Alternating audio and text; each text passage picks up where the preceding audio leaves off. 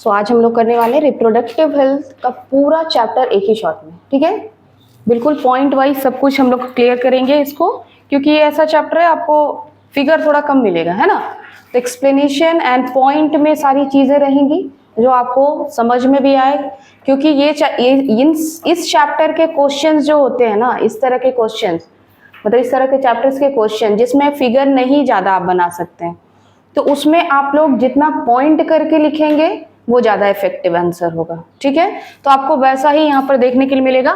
So let's start. Reproductive health, what is reproductive health? Reproductive health is a state of complete physical, mental and social wellbeing of in all aspects of reproduction. हमने बात की थी कि reproduction के aspects में हम लोगों को फिजिकली, मतलब फिजिकली हम लोग बिल्कुल फिट हों रिप्रोड्यूस करने के लिए, आइदर फीमेल आइदर मेल, ठीक है। और अगर हम लोग फिजिकली अनफिट है तो जाहिर सी बात है कहाँ पहुंचेगा वो, हमारा मेंटल भी स्टेटस इफेक्ट होगा, ठीक है। और सोशली भी हम लोगों पर बहुत सारे दबाव होते हैं, जैसे मैंने आप लोगों को बताया था कि अगर कोई फीमेल प्रेग्नेंट नहीं हो रही है ना, तो सोशल अफेक्ट क्या होता है, उन पर ज्यादा होता है, सोशल दबाव ज्यादा होता है, जिससे वो सोशली अफेक्टेड भी हो जाती है, तब उनका रिप्रोडक्टिव हेल्थ सही नहीं रह सकता है, ठीक है। तो जब आप फिजिकली, मेंटली एंड सोशली क्या रहें, बिल्कुल फिट रहें in the aspects of reproduction, then it is called reproductive health, मतलब तब आप रिप्रोडक्टिव हेल्दी है पर्सन है। Why we should study reproductive health, हम लोग क्यों पढ़ें, है ना, हम लोग क्यों पढ़ रहे हैं रिप्रोडक्टिव हेल्थ के बारे में। इसको हम लोग सिग्निफिकेंस भी कह सकते हैं कि क्या इसका महत्व है, कुछ महत्व होगा तभी हम लोग इसको पढ़ रहे हैं ना। तो पॉइंट 1 है to get proper knowledge of reproductive organ and system. भाई हम लोग को नॉलेज होना चाहिए ना रिप्रोडक्टिव ऑर्गन का, ठीक है, ताकि आगे की चीजें हम लोगों को समझ में आए, ठीक। रिप्रोडक्टिव हेल्थ अगर हम लोग को इश्यूज हो रहे हैं तो क्या इश्यूज हो रहे हैं, किस वजह से इश्यूज हो रहे हैं, तो पहले हम लोगों को तो इनका नॉलेज होना चाहिए, ठीक है। To secure from sexually transmitted disease, हमने बात किया था कि अभी के समय में सेक्सुअली ट्रांसमिटेड डिजीज की संख्या हमेशा बढ़ती जा रही है और बहुत ज्यादा ये क्या है, डिजीज फैलते हैं। तो इसकी अगर हम लोग को जानकारी होगी, ये पता होगा कि इससे हम लोग कैसे सिक्योर हो सकते हैं, तो फिर हम लोग हेल्दी रह सकते हैं, ठीक है। थर्ड है care of pregnant mother and baby. Mother और बेबी का जो रेशियो था इनके डेथ का, ये काफी हाई था, है ना। जब तक हम लोगों को ये नहीं पता था, इतना एजुकेशन डेवलप नहीं किया था कि कैसे हम लोग को केयर करना चाहिए प्रेग्नेंट वुमेन का, क्या उस वक्त खाएगी, क्या क्या न्यूट्रिशन उसको लेना चाहिए ताकि उसका बेबी और वो खुद हेल्दी रहे। तो ये सारी चीजें हम लोगों को भाई रिप्रोडक्टिव हेल्थ अगर हम लोग पढ़ रहे हैं तो ये इसके महत्व के बारे में भी हम लोग जानेंगे, है ना।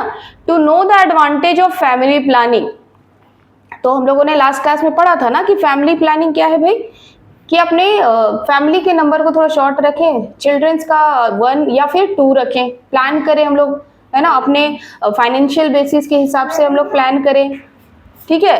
तो इसका एडवांटेज क्या है वो भी हम लोग जानेंगे। फिफ्थ है क्या, to get appropriate medical facility for reproduction related problem. अभी क्या होती है कि किसी को अगर रिप्रोडक्शन रिलेटेड प्रॉब्लम है तो दूसरे जान ना जाए, इसका सोशल एस्पेक्ट्स की वजह से लोग क्या करते हैं, डॉक्टर के पास शर्म आती है या कोई दिक्कत है पर्सनल नहीं जाकर बोल सकते हैं, तो लोग नहीं जानते। लेकिन अगर हम लोग जानते हैं, जैसे फॉर एग्जांपल अभी मान लो कुछ फीमेल्स ऐसी हैं या लड़कियां ऐसी हैं जिसको मेंस्ट्रुअल साइकिल ही नहीं ढंग से हो रहा होगा, साइकिल वे में नहीं हो रहा हो सकता है कि 3-4 महीना गैप हो या फिर जल्दी जल्दी आता हो, तो शर्म के मारे वो किसी से बोल नहीं रही है, जबकि ये पता है, ये उसको ये अगर पढ़ रहे हैं तो उसको पता होना चाहिए कि भाई इससे मेरा रिप्रोडक्टिव हेल्थ क्या हो रहा है, अफेक्ट हो रहा है, मुझे तुरंत डॉक्टर के पास जाके सलाह लेनी चाहिए, क्योंकि मेरा हेल्थ क्या है और बिगड़ रहा, आगे मुझे प्रॉब्लम हो सकती है। तो रिप्रोडक्टिव हेल्थ अगर वो पढ़ रही है तो क्या करेगी, वो जाएगी डॉक्टर के पास, है ना, वो शर्म वगैरह से ऊपर उठना है, क्योंकि अपना हेल्थ क्या है, प्रायोरिटी है। 6 नंबर है to get secure unwanted pregnancy and have proper knowledge of contraceptive devices, ठीक है। अगर नहीं चाह रहे हैं कि प्रेग्नेंट हो तो अनवांटेड प्रेगनेंसी से हम लोग बच सकते हैं कॉन्ट्रासेप्टिव डिवाइसेस के बारे में जान करके, है ना। तो ये भी हो सकता है। टू रिड्यूस ओवर पॉपुलेशन, भाई फैमिली प्लानिंग कर रहे हैं हम लोग, तो ओवर पॉपुलेशन को तो कंट्रोल करेंगे ना, क्योंकि हम लोग जान रहे हैं कि इंडिया का पॉपुलेशन काफी हाई चल रहा है। To get over the problem of female feticides, हम लोग जान रहे हैं कि फीमेल फिटिसाइड्स क्या होता है कि जब प्रेग्नेंट है कोई वीमेन और ये पता चल गया है कि जो पेट में बच्चा है वो लड़की है, उसको मार दे। ये अंधविश्वास फैला हुआ है, बहुत लड़कियां नहीं चाहिए दहेज के कारण या जो भी इश्यूज हैं उसके कारण। तो इस प्रॉब्लम से भी लोग ऊपर उठेंगे अगर एजुकेटेड होंगे। To reduce high maternal mortality rate, mother के डेथ का जो रेट है वो काफी हाई रहा है पिछले केसेस में, तो इसको भी रिड्यूस करने में क्या मिलेगा, हेल्प मिलेगा। And last but not the least, to decrease sex crimes, है ना, सेक्स रिलेटेड क्राइम्स बहुत ज्यादा होते हैं, तो इससे बचने के लिए क्या क्या किया जाता है, कर सकते हैं, मानसिकता चेंज करने के लिए क्या क्या कर सकते हैं, इसलिए भी एक चैप्टर क्या है बहुत इंपॉर्टेंट है। तो let's start with the family planning. क्या है भाई family planning? Family planning is necessary to limit this huge increase in population. अभी हम लोगों ने बात किया ना, इंडिया पूरे विश्व में नंबर 1 है पॉपुलेशन पे, ठीक है। तो इस फैमिली प्लानिंग क्या बहुत जरूरी है टू रिड्यूस दिस पॉपुलेशन, क्योंकि एक दिन क्या होगा अगर लोग बढ़ते जाएं और जगह तो कमी है ना, जितना है प्लेस उतना ये प्लेस थोड़ी बढ़ रहा है, ठीक है, और ना ही खाना बढ़ रहा है ना। जितने लोग, जितना पॉपुलेशन बढ़ेगा उतना ज्यादा खाना चाहिए, उतना ज्यादा जॉब चाहिए, पैसे चाहिए, है ना भाई। रहना भी तो है अच्छे से, कि जैसे तैसे रहना है ना, अच्छे से तो रहना भी है। तो इसलिए बहुत जरूरी है क्या, family planning. It is also necessary to get good food, good job and good life, है ना। अगर हम लोग फैमिली प्लान कर रहे हैं, अपने फैमिली का साइज छोटा रख रहे हैं, तो भाई हम लोग जो खाना आएगा वो अच्छे से खा पाएंगे, है ना। ज्यादा लोगों में नहीं बांटना होगा। अब जहां 1-2 बच्चा है और जहां 10 बच्चे हैं, ठीक है, तो क्या होता है भाई, बटेगा ही ना खाना। गुड जॉब, अगर कम, अभी का जमाना कैसा है, हाँ, जॉब के लिए लोग क्या कर रहे हैं, हाँ, बेरोजगारी एक बहुत बड़ी समस्या है आज के युग में, है ना। क्यों है भाई, इस ओवर पॉपुलेशन के कारण में ही है। एंड गुड लाइफ, भाई रोजगार रहेगा, खाना रहेगा, तभी तो अच्छा जीवन होगा, है ना। Planning pregnancy actually implies to avoiding unwanted pregnancy to ensure not too many kids and also avoid abortion, ठीक है। प्लान क्यों किया जाता है भाई प्रेगनेंसी को, प्लान एक्चुअली क्यों कि अनवांटेड, अब आपने तय कर लिया है कि मुझे 1 बच्चा चाहिए या 2 बच्चा चाहिए, तो आप मेंटली प्रिपेयर है ना कि अब हमको नहीं चाहिए। तो भाई नहीं चाहिए तो उसके लिए आप कुछ डिवाइसेस यूज कीजिएगा, है ना, कुछ कॉन्ट्रासेप्टिव डिवाइसेस यूज कीजिएगा। या ऐसा तो नहीं है कि अगर आपको जानकारी नहीं है ऐसी और आप क्या हो गए, प्रेग्नेंट हो गए, तो फिर आप अबॉर्शन की ओर जाएंगे, ये तो क्राइम हो गया फिर, ठीक है। इसलिए बहुत जरूरी है कि हम लोग प्लान करें सब कुछ पहले से, ये नहीं कि प्रेग्नेंट हो जाने के बाद, है ना। How we plan a family, हम लोग कैसे प्लान करते हैं, क्या क्या प्लान करेंगे, है ना। Proper age gap between 2 childrens, अगर 2 चिल्ड्रंस है तो उनके बीच का डिफरेंस 3 से 5 साल जरूर होना चाहिए, ताकि सारे बच्चे को न्यूरिशमेंट अच्छे से मिल सके और मदर का हेल्थ भी जो है अफेक्ट ना हो। अगर जल्दी जल्दी 2 बच्चे हो जाते हैं तो मदर को 2-2 बच्चे संभालना, फिर उसके हेल्थ पर भी अफेक्ट होता है और साथ ही साथ बच्चे के हेल्थ पर भी अफेक्ट करता है। Control the number of children in a family to 1 or 2 depending upon the family's income. भाई जितनी इनकम है, अगर कम है तो आप 1 ही बच्चा रखो, अगर थोड़ा है कि आप 2 बच्चे को मैनेज कर सकते हैं तो आप 2 की ओर जाओ। No differentiation between male and female child, ये भावना को बिल्कुल हटा देना है कि सेकंड चाइल्ड, मान लीजिए फर्स्ट चाइल्ड लड़की हो गई, है ना, और सेकंड चाइल्ड भी लड़की हो गई, तो ये दिमाग में चलता है सबके, है ना। तो लोग कहाँ जाते हैं, फिर टेस्ट करवाने जाते हैं और फिर फीमेल फिटिसाइड होता है। ये भावना को हटाना है, क्योंकि लड़का और लड़की कोई अलग नहीं, अगर 2 लड़कियां भी हो गई तो कोई दिक्कत की बात नहीं है, है ना। तो इस भावना को भी हटाने के लिए आपको पहले से अपने आप को मेंटली क्या करना है, प्रिपेयर रखना है। 4th है, parents should be plan a baby at their right age, है ना। भाई सही समय पर, सही एज पे पेरेंट्स अगर प्लान करते हैं बेबी, तो बेबी भी हेल्दी होता है और पेरेंट्स भी हेल्दी रहते हैं। हाँ, आफ्टर 35, यहाँ क्या फीमेल का एज कितना होना चाहिए भाई, 25 से 35 ईयर्स होना चाहिए। आफ्टर 35 फीमेल को हेल्थ इश्यूज स्टार्ट हो सकते हैं। ऐसा नहीं है कि उसके बाद वो प्रेग्नेंट नहीं हो सकती है या हेल्दी बेबी नहीं दे सकती है, ऐसा बात नहीं है, लेकिन फिर भी चांसेस है कि कॉम्प्लिकेशंस आएंगे, है ना, चांसेस है कि कॉम्प्लिकेशंस आएंगे।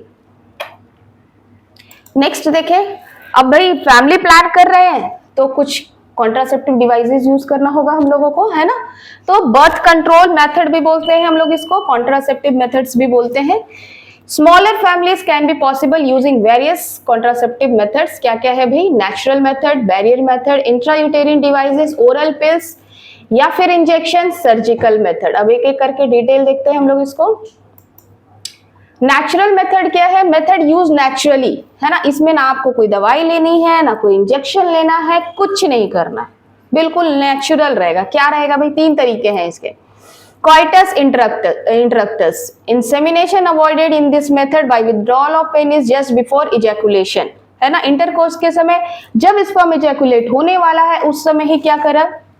पेनिस को वेजाइना में से निकाल करके कहाँ करना? बाहर इजैकुलेट कर देना है स्पर्म को, ठीक है, फीमेल के वेजाइना में नहीं करना है। तो इसको बोलते हैं हम लोग coitus interruptus. Periodic abstinence. Sexual intercourse avoided during fertile period. हम लोग जान रहे हैं कि ओवुलेशन का क्या टाइम होता है ना, और जब ओवुलेशन होगा, ओवम जब मैच्योर्ड होकर फैलोपियन ट्यूब में होगा उस वक्त स्पर्म जाएगा, तभी फर्टिलाइजेशन होगा, उसके अलावा नहीं हो सकता। तो जो वो पीरियड है कि 14 डे के आसपास ओवुलेशन होता है, तो उस टाइम जो 5-6 दिन है उस टाइम का गैप ले लेना चाहिए, उसी को कहते हैं हम लोग पेरियोडिक एब्स्टिनेंस, है ना, ताकि उस वक्त अगर ओवम रहेगा ही नहीं, बाकी के समय में ओवम रहेगा ही नहीं, तो फर्टिलाइजेशन होगा ही नहीं। Lactational amenorrhea. Absence of menstruation in the lactation period, ovulation does not occur during lactation period, that is post parturition. जब एक बच्चे का जन्म होता है, ठीक है, उस वक्त काफी ज्यादा ब्लीडिंग होती है किसी भी फीमेल को, तो उसके बाद तक वो हो सकता है कि वो लंबे समय तक उनको मेंस्ट्रुअल साइकिल ना आए, क्योंकि उसको थोड़ा साइकिल वे में आने में समय लगता है ना। तो उस पीरियड में अगर उस वक्त जब मेंस्ट्रुअल साइकिल नहीं आ रहा है, तो इट मींस कि उस वक्त ओवम का फॉर्मेशन नहीं हो रहा है। तो उस पीरियड में अगर इंटरकोर्स होता है तो चांसेस नहीं है फर्टिलाइजेशन के। लेकिन इसका एडवांटेज भी है कि कोई साइड इफेक्ट नहीं है, क्योंकि ये नेचुरल मेथड है, पर डिसएडवांटेज भी है कि इसका फेल होने का भी चांसेस है, ठीक है। कॉइटस इंटररप्टस का भी फेल होने के चांसेस है, जरूरी नहीं है कि बाहर ही विड्रॉल हो पाए at that time. Periodic abstinence का मतलब है कि कभी कभी ओवम का ओवुलेशन का जो टाइम है वो 14 डेज से पहले भी हो जाता है ना, कभी 14 डे के बाद भी होता है, तो हम लोग एग्जैक्ट नहीं कर सकते हैं कि भाई कब हुआ है। और लैक्टेशनल एमेनोरिया है कि भाई नहीं हो रहा है मेंस्ट्रुअल साइकिल, लेकिन हो सकता है कि जिस मंथ आपने इंटरकोर्स किया उस वक्त वो ओवुलेशन फॉर्मेशन हुआ होगा, उस वक्त मेंस्ट्रुअल साइकिल हो जाए, तो चांस है क्या फेल होने के? ये चांसेस हैं, ठीक है। नेक्स्ट देखते हैं हम लोग barrier method. Sperm and ovum are prevented from meeting physically, है ना। स्पर्म एंड ओवम के बीच में क्या कर रहे हैं हम लोग? एक बैरियर लगा दे रहे हैं। बैरियर किस तरह से लगाते हैं? कॉन्डम यूज करके, डायफ्रैगम यूज करके, cervical caps and vaults. Condom क्या है? एक बैलून लाइक इलास्टिक कवरिंग है जो टाइटली फिट हो जाती है मेल के पेनिस के ऊपर और फीमेल के वजाइना में भी, यहाँ पर छूट गया टर्म, ठीक है, फीमेल के वजाइना या सर्विक्स में भी इसको यूज किया जाता है। It collect ejaculated sperm during intercourse. Intercourse के समय क्या होता है? अगर स्पर्म निकल रहा है तो किसके अंदर रह गया भाई? कॉन्डम के अंदर ही रह गया, वो फीमेल वजाइना में इंटर नहीं करता है। और इसका बहुत बड़ा फायदा क्या है कि ये सेक्सुअली ट्रांसमिटेड होने वाले डिजीज से क्या कर रहा है? बचा रहा है ना, प्रिवेंट कर रहा है, ठीक है। तो इसका कोई डिसएडवांटेज नहीं है। अगला है ये intrauterine devices. Devices inserted in uterus of female reproductive tract, ठीक है। अब इंट्रायूटेरिन डिवाइसेस का मतलब है कि यूट्रस के अंदर कुछ डिवाइस को डाला जा रहा है ना। और ये डिवाइस क्या करते हैं, कुछ क्या क्या काम करते हैं आगे हम लोग देखते हैं। Need expertise for the insertion. अब देखो, कोई डिवाइस को फीमेल के सर्विक्स में या वजाइना में डाला जा रहा है तो एक एक्सपर्ट का होना बहुत जरूरी है ना, क्योंकि अगर डालते वक्त कहीं से भी कट लग गया या कुछ इन्फेक्शन हो गया तो फीमेल को यूट्रस कैंसर भी हो सकता है, ठीक है। 2 types of intrauterine devices is commonly use. 2 तरह का यूज करते हैं हम लोग। एक होता है copper IUDs, small amount of copper release in uterus which immobilise the sperm, ठीक है। इसमें कुछ इसके कुछ एग्जांपल्स हैं, जैसे कि कॉपर टी है ना, कॉपर टी है, कॉपर 7 होता है, टी शेप का है, मैंने बताया था आप लोगों को कि कैसे फिट किया। क्या करता है ये क्या करता है कि कॉपर आयन जो होता है ना, वो सर्वाइकल एरिया में जो सर्वाइकल म्यूकस होता है ना, वहां पर एक इफेक्ट, वहां पर रिएक्शन करता है कॉपर, और वहां पर एक इफेक्ट जनरेट करता है जिसको बोलते हैं स्पर्म किलिंग इफेक्ट। ठीक है, तो स्पर्म किलिंग इफेक्ट करता है। So when the sperm is pass from uterus, this effect immobilise the sperm. तो स्पर्म को क्या कर देता है, ये इमोबिलाइज कर देता है, मतलब कि फिर स्पर्म क्या मोटाइल रहेगा ही नहीं, है ना, मूवमेंट ही नहीं कर पाएगा। हार्मोनल आयोडीज क्या होता है भाई, it produce progesterone hormone in uterus. आधा घंटा लेट आएंगे आप, 6 बजे जाते हैं ना, क्लास 7 बजे से होता है, लेट मत कीजिए। ठीक है, तो ये प्रोजेस्टेरिन हार्मोन यूट्रस में क्या कर देता है, सिक्रीट कर देता है। इस हार्मोन के कारण क्या होता है, cervical mucus becomes thick and sticky. अब थिक हो जाएगा, सर्वाइकल एरिया का जो म्यूकस है वो थिक हो जाएगा, तो क्या स्पर्म जाके उसमें फंस नहीं जाएगा, है ना, उसकी मोबिलिटी क्या होगी, कम हो जाएगी। And it prohibit the motility of the sperm. It also slow down the growth of endometrial lining. ये सिर्फ स्पर्म को रोकने का काम नहीं कर रहा है, ये जो कॉपर रिलीज हो रहा है ना इससे, या ये जो हार्मोन रिलीज हो रहा है, ये जो एंडोमेट्रियम के वॉल्स बनते हैं उसको भी नहीं बनने देता है। अब वो वॉल नहीं बनेगा तो फिर अगर फर्टिलाइजेशन हो भी जाए तो इम्प्लांटेशन कहाँ होगा। ठीक है, एडवांटेज क्या है, बहुत लेस एक्सपेंसिव है, ज्यादा पैसे नहीं लगते हैं इसमें। आइडियल टू डिले प्रेगनेंसी, भाई जब तक चाहते हैं तब तक आप उसको डाल कर रख सकते हैं, मतलब इसको लगा के यूज कर सकते हैं, और जब आप चाह रहे हैं प्रेग्नेंट होना तो इसको बाहर निकाल सकते हैं, है ना। लेस साइड इफेक्ट, थोड़ा साइड इफेक्ट इसका कम ही है। डिसएडवांटेज क्या होगा, no protection against sexually transmitted disease, इसमें सेक्सुअली ट्रांसमिटेड डिजीज से कोई प्रोटेक्शन नहीं हो सकता है। And pregnancy with IUDs can be risky, अगर प्रेगनेंसी ठहर गई, मान लीजिए एंडोमेट्रियम लाइनिंग कंप्लीट फॉर्म ही नहीं हुआ है, ठीक है, और इनके थिक होने के कारण, सर्वाइकल म्यूकस थिक होने के कारण भी स्पर्म क्या हो गया है, पहुंच चुका है ओवम तक, और फर्टिलाइजेशन हो गया है, तो ये रिस्की रहेगा ये प्रेगनेंसी। ठीक है, ये बच्चे जो होते हैं वो हो सकता है कि सही तरीके से ना हो पाए, या फिर उनमें कुछ डिफेक्ट आ जाए। चलिए नेक्स्ट है, फोर्थ कॉन्ट्रासेप्टिव डिवाइस है पिल्स या फिर इंजेक्शन। ठीक है, तो पिल्स या इंजेक्शन में होता क्या है एक्चुअली में, प्रोजेस्टेरॉन का या फिर प्रोजेस्टेरॉन और एस्ट्रोजन का कॉम्बिनेशन रहता है, चाहे वो पिल्स हो चाहे वो इंजेक्शन हो। ठीक है, oral pills consumed orally in the form of tablet, pills जो होता है वो टैबलेट के फॉर्म में ही हम लोग ओरल लेते हैं। एंड ये it can be taken daily for 21 days and the cycle to be continue. 21 days तक इसको खा करके छोड़ दिया जाता है, ताकि छोड़ने पर फिर मेंस्ट्रुअल साइकिल आराम से आ सके और वो साइक्लिक वे में चले।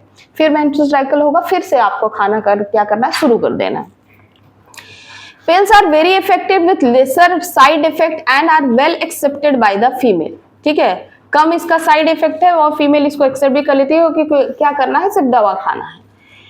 एग्जाम्पल है एक सहेली का, ये जो है, ये जो सहेली कॉन्ट्रासेप्टिव पिल है, ये इसको वीक में ही एक बार खाना है, तो ये और भी आसान हो गया। ठीक है, estrogen and progesterone is also given by injection in the female body. तो इंजेक्शन के थ्रू भी, अगर आप पिल्स नहीं खाना चाहते हो तो आप इंजेक्शन ले लीजिए इसका। हाउ दे वर्क, कैसे क्या करता है, ये भी सर्वाइकल म्यूकस को क्या करता है, थिक और स्टिकी बना देता है। अब ये थिक और स्टिकी बनाएगा तो क्या होगा, स्पर्म इमोबिलाइज्ड हो जाएगा, है ना। Slow down the growth of endometrium lining, same काम दोनों का ही। प्रिवेंट ओवुलेशन, ओवुलेशन भी नहीं होने देता है। ठीक है, आप दवा खा रहे हो तो ओवम को वो डेवलप ही मैच्योर नहीं होने देगा, मैच्योर हो रहा है तो उसको ओवुलेट नहीं होने देगा। एडवांटेज क्या है भाई, हाईली इफेक्टिव कॉन्ट्रासेप्टिव है ये, है ना। रेगुलेट रहता है, मेंस्ट्रुअल साइकिल डिस्टर्ब नहीं होता है। Reduce risk of ovarian cyst, ovary में बहुत सारे सिस्ट बनते रहते हैं, सिस्ट एक्यूमुलेशन ऑफ टिश्यूज होते हैं, सेल्स होते हैं जो टिश्यूज फॉर्म करते हैं, तो उनका चांस कम हो जाता है। इजी टू यूज, आराम से यूज कर सकते हैं भाई, खाना है सिर्फ या फिर इंजेक्शन लेना है। रिड्यूस मेंस्ट्रुअल क्रैम्प्स, ठीक है, मेंस्ट्रुअल क्रैम्प्स मतलब जो मेंस्ट्रुअल साइकिल के समय जो एंडोमेट्रियम वाल क्या हो रहा है, टूट रहा है ना, तो उस वक्त जो पेन का एहसास होता है वो भी थोड़ा कम रहेगा। डिसएडवांटेज भी है भाई, नौसिया, हमेशा आपको वोमिटिंग की फीलिंग आएगी, अच्छा नहीं लगेगा, जी मचलना जो बोलते हैं ना, वोमिटिंग होगी, हो भी सकती है, वेट गेन कर जाएगी फीमेल, क्योंकि आप क्या कर रहे हो, आप नेचुरल चीज से आपने क्या कर रहे हो, छेड़छाड़ कर रहे हो, है ना, मतलब आपने क्या करना है, आप क्या कर रहे हो भाई, अपने हार्मोन को थोड़ा डिस्टर्ब कर रहे हैं आप, तो उसके साइड इफेक्ट्स तो कुछ तो होंगे, है ना। एब्डोमिनल में पेन का एहसास हो सकता है, मूड चेंज हो सकता है, मूड चेंजेस स्विंग्स होते हैं ना मूड्स, कभी अच्छा लगना कभी खराब लगना, सर दर्द भी रह सकता है, ठीक है। लास्ट मेथड है सर्जिकल मेथड, और इसको हम लोग स्टेरिलाइजेशन भी कहते हैं। स्टेरिलाइजेशन इसलिए कहते हैं क्योंकि ये परमानेंट मेथड है ना। Terminal method to prevent further pregnancy, इस मेथड के बाद आप फिर से प्रेग्नेंट कभी नहीं हो सकते हैं अगर चाहें तो भी। वैसेक्टोमी और ट्यूबेक्टोमी, दो तरीका है भाई। एक तरीका तो है ये मेल में क्या करेंगे, ये वासा डिफरेंशिया का ये जो ट्यूब दिख रहा है ना, इसको कट करके ब्लॉक कर दिए भाई, रास्ता ही बंद कर दिया, अब स्पर्म जो यहाँ बन रहा था वो निकलेगा कहाँ से, है ना। और दूसरा अगर फीमेल में हो रहा है तो उसको हम लोग ट्यूबेक्टोमी कहेंगे, उसमें क्या करेंगे, कौन सा, फेलोपियन ट्यूब को कट करके इस तरह से बांध दिया जाता है। अब अगर ओवम कहाँ रहता है, यहाँ है, स्पर्म कहाँ से एंटर करेगा, इधर से करेगा, अब यहाँ तो रास्ता ही बंद हो गया, तो स्पर्म कभी ओवम तक पहुंच ही नहीं सकता है। तो ये परमानेंट मेथड है, मतलब आपने अगर मेंटली अगर सोच लिया है कि भैया हमको बच्चा नहीं चाहिए, तो आप इसकी ओर जाइए, फिर आप इसकी ओर लाइफ में अगर आपने ये काम कर लिए हैं तो आप क्या कर सकते हो, दोबारा प्रेग्नेंट नहीं हो सकते हो। एडवांटेज है इफेक्टिव अगेंस्ट प्रेगनेंसी ओवर, दवा खाने का झंझट ही खत्म, एक बार ऑपरेट कराया और काम खत्म, है ना। तो ये इफेक्टिव है भाई, लेकिन इसके डिसएडवांटेज भी है क्योंकि ये ऑलमोस्ट क्या है, परमानेंट है, एंड उसके बाद हम लोग अगर प्रेग्नेंट होना चाहे तो हमारे पास चॉइस नहीं होगा। चलिए ये हम लोग देखें क्या, कॉन्ट्रासेप्टिव डिवाइसेस। अब हम लोग जानेंगे मेडिकल टर्मिनेशन ऑफ प्रेगनेंसी के बारे में, ठीक है, MTP, international termination of pregnancy before full term, it is also term as abortion. मतलब कि जब बेबी का एक जो जेस्टेशन पीरियड होता है 9th मंथ होता है ना, लेकिन 9th मंथ से पहले ही अगर आप क्या कर रहे हैं, टर्मिनेट कर दे रहे हैं प्रेगनेंसी को, है ना, बच्चे को हटा दे रहे हैं, जो अबॉर्ट कर दे रहे हैं, तो उस टर्म को हम लोग कहते हैं क्या, मेडिकल टर्मिनेशन ऑफ प्रेगनेंसी, या फिर हम लोग इसको अबॉर्शन भी कहते हैं। एडवांटेज भी है इसका और कुछ डिसएडवांटेज भी है। क्या एडवांटेज है भाई, इमरजेंसी सिचुएशन में where continuation can be fatal to fetus and mother, अगर ऐसा केस आ गया कि क्या हो सकता है, इसको जो भी प्रेग्नेंट वुमेन है उसके बच्चे को हटा देना इतना जरूरी है, अगर ना हटेगा तो हो सकता है मदर के को कुछ हो जाए, या फिर उस बच्चे को के लिए भी वो घातक हो सकता है। तो उस वक्त क्या कर सकते हैं हम लोग, अबॉर्शन एक अच्छा ऑप्शन होता है कि बच्चे को हटा ले, मदर को बचा ले, और फिर मदर तो दोबारा भी प्रेग्नेंट हो सकती है ना। And get rid of unwanted pregnancy due to rape, अगर रेप के कारण प्रेगनेंसी हुई है तो उस बेबी को कैरी करना किसी भी फीमेल के लिए बहुत मुश्किल है, तो उसको फिर हटा सकते हैं। तो ये एडवांटेज है भाई, लेकिन उसके एक डिसएडवांटेज भी है, बहुत आराम से फीमेल फिटिसाइड्स वाला क्राइम चल रहा है, ठीक है, इस अबॉर्शन के कारण ही। अगर ये अबॉर्शन का ऑप्शन नहीं होता तो ये भी ऑप्शन नहीं होता, ठीक है। Risk in illegal abortion, risk है भाई, इलीगल आप अबॉर्शन करा रहे हैं तो मैंने आप लोगों को बताया था कि आप ऐसे डॉक्टर के पास जाएंगे जहां पर भाई डाटा वाटा सिक्योर ना रखा जाता हो, आपसे आधार कार्ड ना मांगे, है ना, आपकी जो पहचान है वो किसी को पता ना चले, तो फिर वो रिस्क ही हो जाएगा। Social stigma attach to the abortion, भाई लोग क्या कहेंगे, है ना, अगर उनको पता चल गया, मान लीजिए आप गलत तरीके से प्रेग्नेंट हो रहे हैं, तो लोगों के बचने के कारण भी लोग अबॉर्शन की ओर क्या करते हैं, जाते हैं, है ना। तो सोशल स्टिग्मा भी इसका कारण है अबॉर्शन का।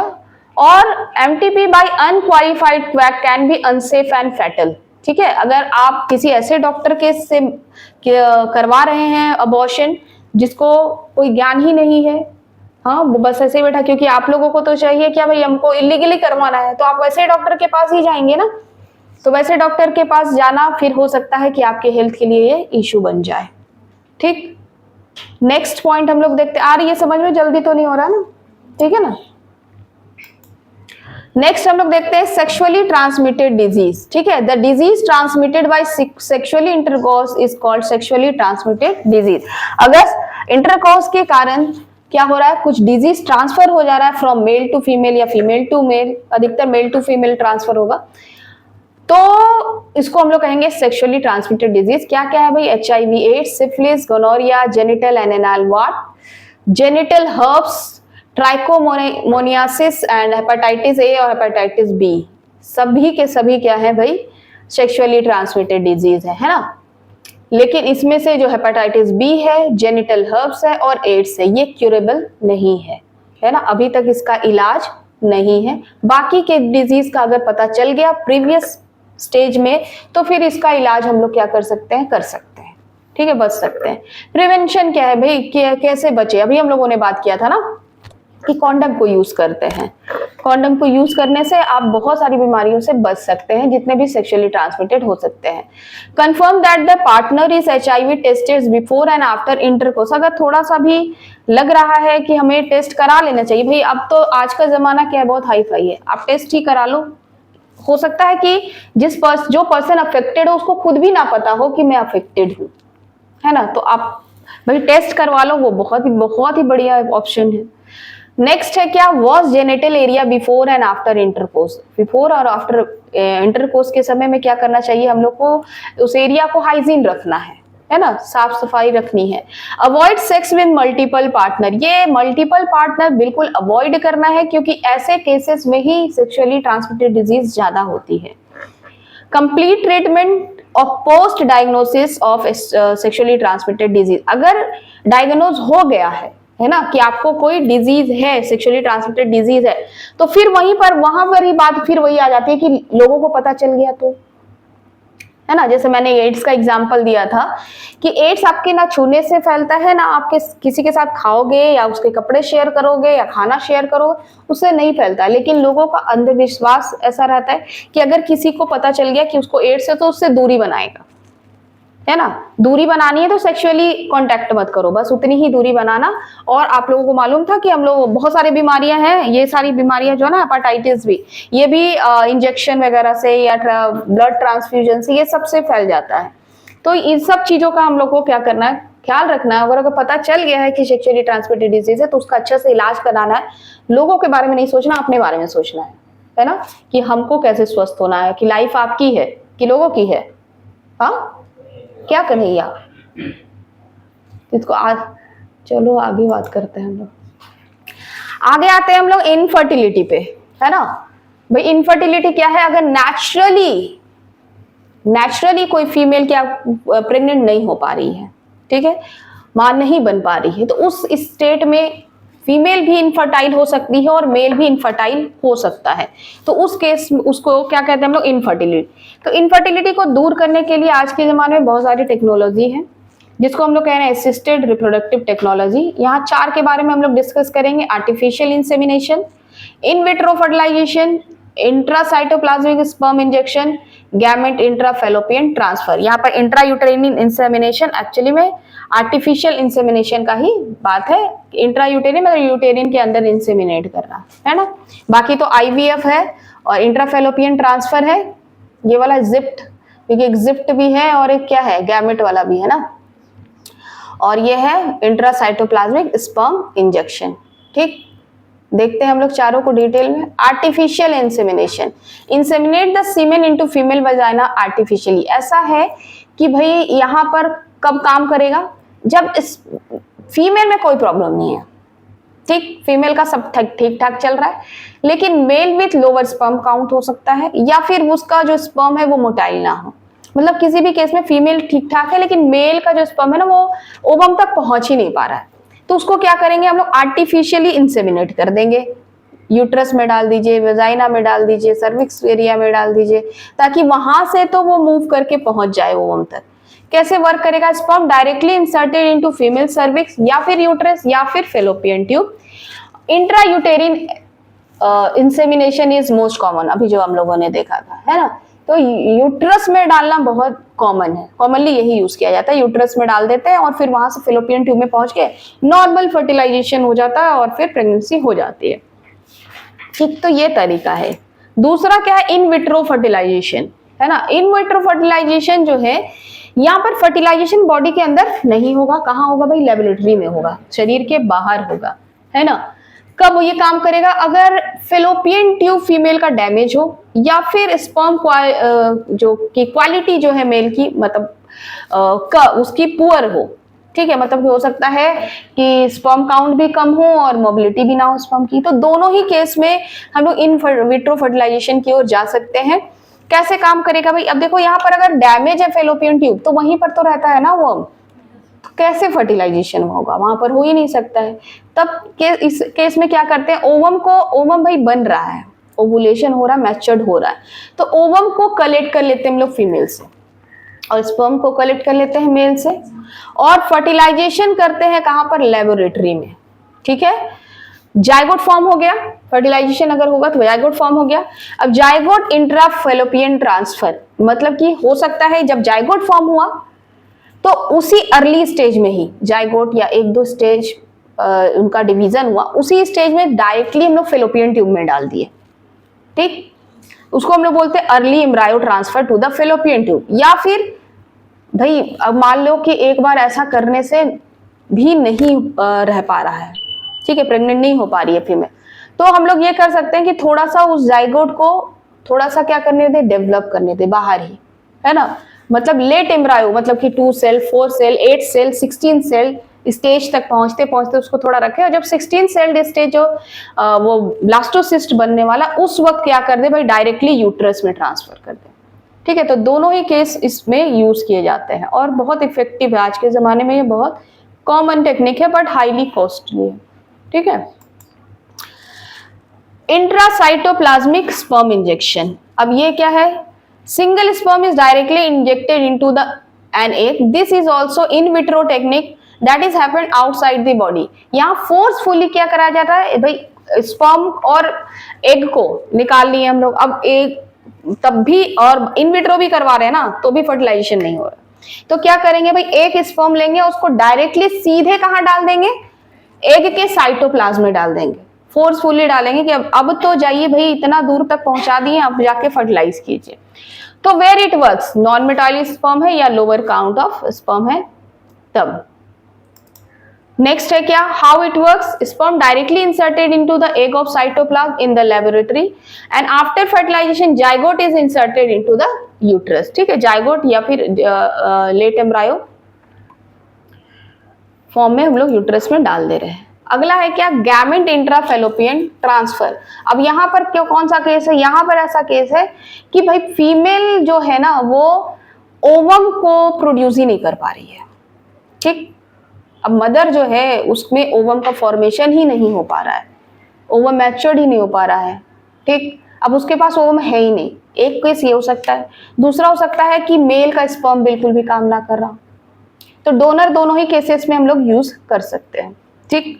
तब ऐसे केस में क्या करते हैं, डोनर की जरूरत पड़ती है, मतलब एक दूसरी फीमेल के एग को निकाल करके और उसके बाद क्या जाता है, बाहर में फर्टिलाइजेशन करवाना है, ठीक है, और उसके बाद फिर सेम वही इन्विट्रो फर्टिलाइजेशन की तरह फिर जाके फीमेल के यूट्रस में फिट कर देना है ना। तो transfer of ovum from a donor to fallopian tube of the mother, है ना, डोनर का ओवम को मदर के फेलोपियन ट्यूब में ट्रांसफर कर देना है। If donor ovum and male sperm fertilized by in vitro technology, then zygote is transferred directly into the mother's fallopian tube. अगर बाहर ही हम लोग फर्टिलाइज कर रहे हैं तो डायरेक्टली डाल दे रहे हैं, ठीक, और हो सकता है कि हम लोग ओवम को ही डायरेक्टली डाल दी, वैसे भी कर सकते हैं। Then it is called zygote intrafallopian transfer, ठीक, ट्रांसफर यहाँ पर छूट गया है।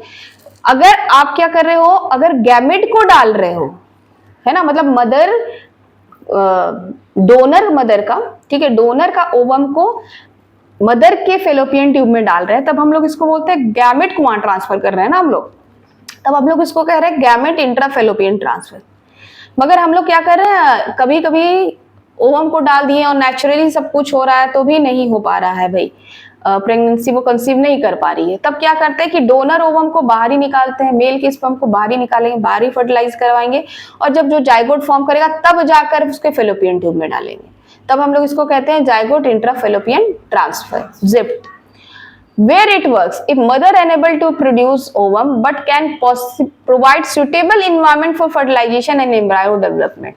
ठीक है, बस ओवम का वो फॉर्मेशन नहीं कर पा रही है, लेकिन अगर एम्ब्रायो फॉर्म हो गया तो वो पूरा डेवलपमेंट कर सकता है उसका यूट्रस, वैसा उसकी कैपेबिलिटी है, तब हम लोग उस केस में इस टेक्निक की ओर जा सकते हैं। कैसे काम करता है? Ovum is collected from the donor mother, transfer of ovum to the fallopian tube of mother, अगर हम लोग गैमेट ट्रांसफर कर रहे हैं, है ना।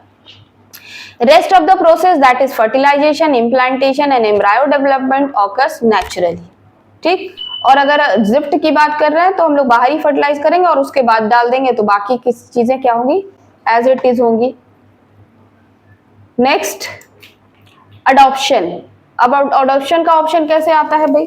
जब सारी टेक्निक यूज करने के बाद भी जो पेरेंट्स है वो कंसीव नहीं कर पा रहे हैं, है ना, फीमेल कंसीव नहीं कर पा रही है, प्रेग्नेंट नहीं हो पा रही है, तो अब उनके पास एक बेस्ट ऑप्शन क्या है कि वो दूसरे बच्चे को अडॉप्ट कर ले, क्योंकि बहुत सारे ऐसे बच्चे हैं जिसके पेरेंट्स नहीं हैं और बहुत सारे ऐसे पेरेंट्स हैं जिनके बच्चे नहीं हैं, तो इनके पास बेस्ट ऑप्शन है कि ये दोनों एक दूसरे को चुने और पेरेंटहुड को क्या करे, जिए, है ना।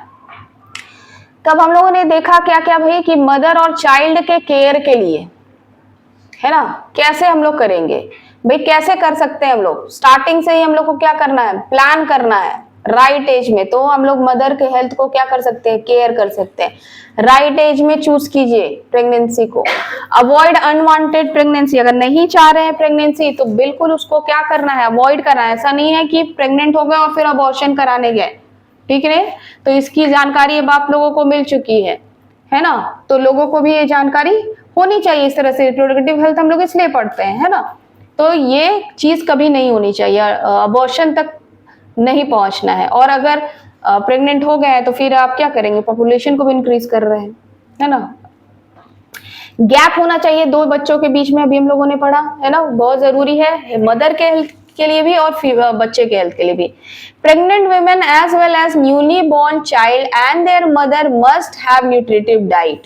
खाना बहुत जरूरी है और अच्छा खाना, न्यूट्रिटिव खाना दोनों को ही क्या बनाएगा? हेल्दी बनाएगा। तो उस वक्त खास आप लोग देखते भी होंगे जनरल जब कोई फीमेल प्रेग्नेंट होती है उसके खाने का काफी ख्याल रखा जाता है। तो खाने का ख्याल इसलिए उसके हेल्थ के कारण भी रखा जाता है और उसके पेट में पल रहे बच्चे के कारण भी, कि वो भी हेल्दी हो।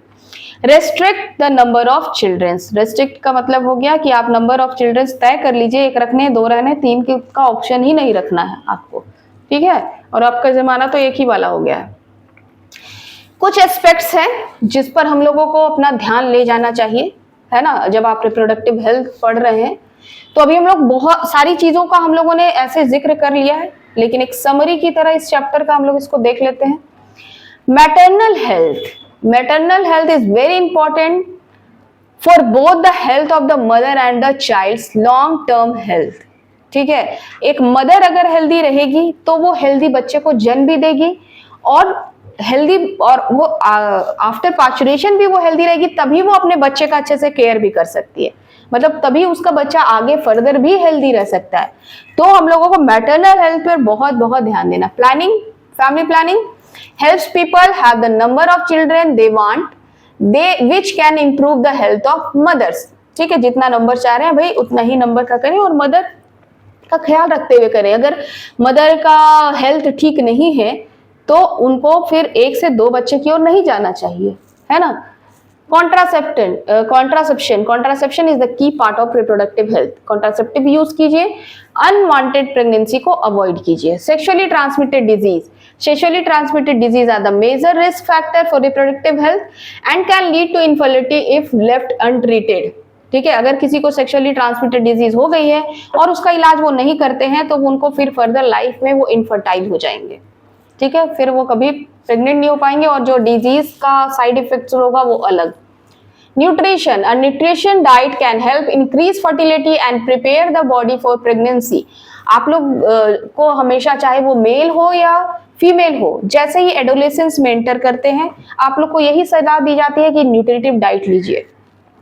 न्यूट्रिटिव डाइट लेने के लिए क्यों बोला जाता है? क्योंकि इस वक्त बॉडी आपका कई चेंजेस से गुजरता है ना। फिजिकल चेंज भी हो रहे हैं, मेंटल चेंज भी हो रहे हैं, और सोशली भी आप बहुत सारी चीजों को समझना स्टार्ट कर दिए हैं, तो सोशल चेंजेस भी हो रहे हैं। तो इस वक्त बॉडी, आप जैसा इस वक्त अपने बॉडी को प्रिपेयर करेंगे, मतलब अभी का जो आपका डाइट होगा, आजकल का जमाना क्या है, सब अनहेल्दी की ओर बढ़ रहा है ना, फास्ट फूड की ओर बढ़ रहे हैं। फास्ट फूड की ओर बढ़ेंगे तो आप हेल्दी कभी नहीं रह पाएंगे। अब ये जो टाइम है, fast food as a taste आप वीक में एक बार ले सकते हैं, पर उसको डाइट में नहीं शामिल करना है। डाइट में शामिल करने का मतलब क्या होता है कि दिन में एक बार खा रहे हैं हम, है ना, तो डाइट में उसको नहीं शामिल करना है। अपना न्यूट्रिटिव डाइट जो हमारा इंडियन थाली बना हुआ ना, 3 टाइम का खाना, वो हर तरह का न्यूट्रिशन देने वाला खाना है। रोटी सब्जी या चावल दाल सब्जी चटनी सलाद, ये जो हम लोग खाते हैं ना, वो क्या है भाई, इसमें आपको कार्बोहाइड्रेट भी प्रॉपर मिलता है, ठीक है, रोटी और चावल के फॉर्म में, ये इडली डोसा खा रहे हैं जो भी उसके फॉर्म में, ठीक है, दाल खा रहे हैं आप, आपको अच्छे से प्रोटीन मिल रहा है, मिल्क भी ले रहे हैं आप, पनीर भी ले रहे हैं, मिल्क के प्रोडक्ट्स भी ले रहे हैं, ठीक है। जो हम लोग ऑयल यूज करते हैं, घी यूज करते हैं, बटर यूज कर रहे हैं, नट्स वगैरह खा रहे हैं, तो हम लोगों को प्रॉपर मात्रा में क्या मिल जाता है भाई, फैट मिल जाता है उससे, ठीक है। और जितनी भी सब्जियां हैं और फ्रूट्स हैं, वो हम लोग को विटामिन और मिनरल्स दे देते हैं। तो इसलिए घर में आप लोग देखते होंगे कि फल खाइए, सब्जियां खाइए, इस पर जोर दिया जाता है, क्योंकि बहुत सारी बीमारियां विटामिन की कमी से होती है, मिनरल्स की कमी से होती है, तो वो आपको ना हो। जैसे आयरन रिच फूड खाइएगा तो आपका ब्लड अच्छे से फॉर्म होता रहेगा, तो आपको एनीमिया डिजीज नहीं होगा। बहुत सारे आप लोग पढ़ चुके हैं ना, आप लोग बच्चे नहीं है अभी, ये सब बहुत चीजें आप लोग स्कूल में पढ़ कर आए हुए हैं। तो इस वक्त का जो डाइट रहेगा वो आपको लाइफ टाइम उसका रिजल्ट दिखेगा। और ये इस टाइम का जो डाइट रहेगा, अगर आप खराब डाइट लेते हैं तो आफ्टर 25, क्योंकि अभी तो हार्मोन का सिक्रेशन है ना आप लोग के बॉडी में, तो आपको एनर्जी हार्मोन दे जाता है। अगर आप, बहुत लोग खाने को स्किप करते हैं रात में, करते हैं ना खाने को स्किप, रात में नहीं खाएंगे, तो इस वक्त आपको एनर्जी कहाँ से आ जाती है, लगता भूख तो लगा नहीं है, खाना नहीं खाते हैं तो भी चलेगा, ठीक है, और वहीं पर मैगी मिल गया तो फटाफट मार लेंगे, भूख आ जाती है। चाउमीन मिल गया तो डाल लिए भाई, रोल पिज्जा बर्गर ये मिल गया तो भूख आ जाता है ना, लेकिन रोटी सब्जी के लिए भूख चला जाता है। तो इस वक्त बिना खाए भी एनर्जी कहाँ से है, आपके हार्मोन्स की वजह से है ना। लेकिन ये हार्मोन्स आपके आफ्टर 25 आपको एनर्जी नहीं देंगे, जो आपका अभी का खाना का हेल्थ बनाया हुआ है ना। जैसे हेल्थ भी जो है ना, वो अचानक से खराब नहीं होता है। अभी आप लोग हेल्दी हैं, ठीक है, लेकिन हो सकता है कुछ समय बाद क्या हो गया, अच्छा कुछ समय बाद क्या होगा, जब आपका ये हार्मोन डाउन फेज में चला जाएगा, तब आप फिर वीकनेस फील करने लगेंगे। और आजकल के बच्चे तो अभी से ही वीक फील करते हैं, मन नहीं लग रहा है, नींद आ रही है ना, एनर्जी नहीं है पढ़ने की, आ रहे हैं भाई वहां देख तो रहे हैं लेकिन दिमाग कहीं और चल रहा है। होता है ऐसा, हो ही रहा होगा, है ना। अभी कितने लोगों को ये समझ में आया होगा पता नहीं, जबकि ये क्लास दोबारा चल रहा, पूरा चैप्टर पढ़ाने के बाद चल रहा है ना।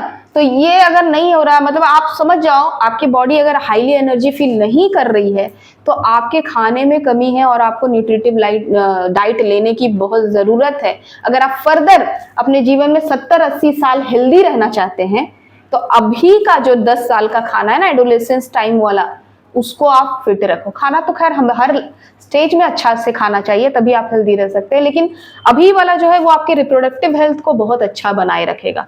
और अभी का डाइट जो होता है वो आपके रिप्रोडक्टिव हेल्थ को क्या करता है, खराब कर देता है, ठीक है। तो डाइट पर विशेषता ध्यान देना है आप लोगों को। कहाँ चला गया, नेक्स्ट क्या है भाई, कहाँ गया,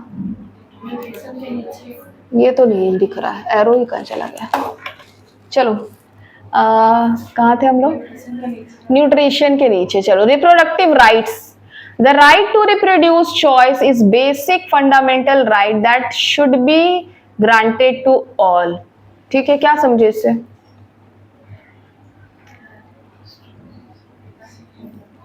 क्या समझे, हाँ ये राइट है भाई हम लोगों का कि हम लोग रिप्रोडक्टिव हेल्दी रहें, है ना। इस फेज में आपको ना कुछ शर्माना है ना कुछ करना है, जितनी भी चीजें रिप्रोडक्टिव हेल्थ के लिए कही गई है वो उसको आप लोगों को क्या करना है, बिल्कुल भी। मैं ही आप लोगों को पढ़ा रही हूँ तो शर्मा रही हूँ क्या, नहीं ना। तो आपको इस फेज से निकल जाना है। बहुत लोग क्या होते हैं इस वक्त ऑकवर्ड फीलिंग करते हो तो उस स्टेज से निकल जाइए बाहर, है ना। और एजुकेशन के फॉर्म में लीजिए, हर चीज को यूज करने का दो रास्ता है, दो रास्ता है ना, एक अच्छाई की ओर। अब हम लोग पढ़ते तो अच्छे के लिए हैं और जाते बुरे की ओर है। ये स्टेज आप लोगों का वही है, पढ़ तो अच्छे के लिए रहे हैं और जाएंगे भाई उसी को इस्तेमाल करेंगे बुराई की ओर। तो आप लोग का लाइफ है, आप लोग को चूज करना है कि आप लोग किधर जाने वाले हैं, है ना। भाई बोल दिया कि फंडामेंटल राइट है तो कुछ भी करेंगे, वैसा नहीं है ना। Abortion, abortion is an essential part of reproductive health care, है ना। अबॉर्शन करने से फीमेल का बॉडी बहुत अफेक्टेड होता है। एक तो एक मर्डर कर रही है वो अलग, है ना, मैं मर्डर ही बोलती हूँ उसको, मर्डर ही करना बोलती हूँ अबॉर्शन कराने को। तो मर्डर हो रहा है वो अलग ही, पेरेंट्स जो मर्डर कर रहे हैं वो अलग ही है, और ऊपर से जो फीमेल का बॉडी उस वक्त बहुत वीक हो जाता है, बहुत कुछ फेस करता है। भाई आपके ट्यूटरस में किसी पोर्शन को कट करके निकाल रहे हैं, ठीक है। तो ये चीज को समझना है कि आपका बॉडी कैसे अफेक्टेड होगा, सब कुछ डिस्टर्ब होगा, ठीक है, सब बहुत चीज डिस्टर्ब होता है। Safe sex practices, safe sex practices are important for reproductive health. Sex practice सब कुछ सेफ, जितनी चीजें हमने पढ़ी है वो सेफली यूज करना है, ठीक है। जितनी चीजें भी अभी हम लोगों ने देखी, हाइजीन का बहुत ख्याल रखना है भाई, है ना। अभी हम लोगों ने पढ़ा था कि वॉश करना है, या एक्चुअली इंटरकोर्स के पहले और बाद नहीं, ऐसे भी हम लोगों को अपने रिप्रोडक्टिव एरिया को क्या करना चाहिए, क्लीन रखना चाहिए। और रिप्रोडक्टिव एरिया क्या, हम लोग को पूरा बॉडी को ही क्लीन रखना चाहिए, है ना। तो हाइजीन को हम लोगों को क्या करना चाहिए, बहुत इंपॉर्टेंस देना चाहिए। Checkup, timely checkup are important for reproductive health. आप टाइमली चेकअप कराते रहिए, ठीक है, बॉडी के चेकअप कराते रहिए, कि कभी तो जाके ब्लड टेस्ट करा लिए भाई, हम तो सेफ है ना, कोई बीमारी तो नहीं है ना। और आप लोग हमेशा, जो मैंने आप लोगों को बताया है कि आप जब भी कभी इंजेक्शन लोगे, कभी आप ब्लड ट्रांसफ्यूजन का ऐसा मौका मिल गया तो बी अलर्ट, है ना, that time be alert. Stress management, stress exercise, regular exercise is important for reproductive health. Exercise करते हैं आप लोग? 7 बजे के क्लास में पहुंचना मुश्किल है, एक्सरसाइज क्या करेंगे और कब करेंगे, है ना। पर 10 मिनट्स भी लेकिन आप लोगों को जरूर करना चाहिए, ठीक है। 10 मिनट ही कीजिए पर एक्सरसाइज जरूर कीजिए। ये बहाना होता है कि टाइम नहीं मिला, है ना, ये सिर्फ बहाना होता है और कुछ नहीं। कोई जैसे अभी आप लोग बोलेंगे कोई लोग कि हमको टाइम ही नहीं मिलता है, दिन भर ये क्लास वो क्लास, ये क्लास, फिजिक्स का क्लास है, केमिस्ट्री का क्लास है, बायो का क्लास है, इंग्लिश का क्लास है, कब करेंगे। उसके बाद कॉलेज भी जाना होता होगा, है ना, फिर घर में मोबाइल भी चलाना है, टीवी भी देखना है, खाना भी खाना है, कब करेंगे एक्सरसाइज भी। सब चीज के लिए समय है लेकिन अपने हेल्थ के लिए नहीं है। पर याद रखिए, जितने भी आप लोगों को सक्सेसफुल पर्सन दिखेंगे ना, वो हेल्दी माइंड की वजह से। और हेल्दी माइंड कब होगा, जब आपका बॉडी हेल्दी होता है, ठीक है। हेल्दी बॉडी में ही हेल्दी माइंड रहता है। अगर आपका बॉडी हेल्दी नहीं है तो आपका माइंड भी हेल्दी नहीं है, और माइंड हेल्दी नहीं है तो फिर आप सक्सेस की ओर नहीं बढ़ पाइएगा, है ना। चलिए, नेक्स्ट हो गया stress management. Stress management is important for reproductive health. जैसा मैंने बोला कि अगर रिप्रोडक्टिव हेल्थ का इश्यूज है तो मेंटली अफेक्टेड होने लगते हैं ना। भाई हमको ये इशू है, किसी से बोल नहीं पा रहे हैं, कर नहीं पा रहे, इश्यूज है, मम्मी पापा से भी बोलने में दिक्कत है, क्योंकि समाज वैसा ही है ना, घर का माहौल वैसा ही है कि हम लोग ये सब चीजों को माँ बाप से खुलकर बात नहीं करते हैं, है ना। लेकिन करना चाहिए। पेरेंट को भी इतना क्या होना चाहिए भाई, ओपनली होना चाहिए, ओपन होना चाहिए कि वो अपने बच्चे से पूछ सके सब कुछ ठीक चल रहा है या नहीं। उनको भी समझदार बनना है। पेरेंट्स क्या वो करते हैं ना, डांट देते हैं बच्चों को, और डांटने से क्या होगा भाई, डांटने से बच्चे उनसे बोलना छोड़ देते हैं, वो काम करना नहीं छोड़ते हैं। ये पेरेंट्स जिस दिन समझ जाए कि डांटना सॉल्यूशन नहीं है, उस दिन, अब इस एज में आने के बाद एक पेरेंट्स को दोस्त हो जाना चाहिए, ठीक है। मदर को बेटियों से या फादर को भी बेटियों से और बेटों दोनों से ही क्या होना चाहिए, दोस्त की तरह व्यवहार करना चाहिए, ताकि उनके बच्चे जो हैं वो सब कुछ खुलकर अपने पेरेंट्स को बोल सके। बच्चे अपने पेरेंट्स को नहीं बोलेंगे तो कहाँ बोलते हैं, कहाँ बोलते हैं, फ्रेंड्स को। इसलिए इस एज में फ्रेंड्स बहुत अच्छे लगते हैं, और फ्रेंड्स आपको सही सलाह नहीं देंगे, क्योंकि वो भी उसी स्टेज में है जिस स्टेज में आप है ना। तो आपको सही सलाह या तो पेरेंट्स दे सकते हैं या तो टीचर्स दे सकते हैं, ठीक है, फ्रेंड्स नहीं दे सकते। ठीक है, समझ में आया चैप्टर? किसी को कोई दिक्कत?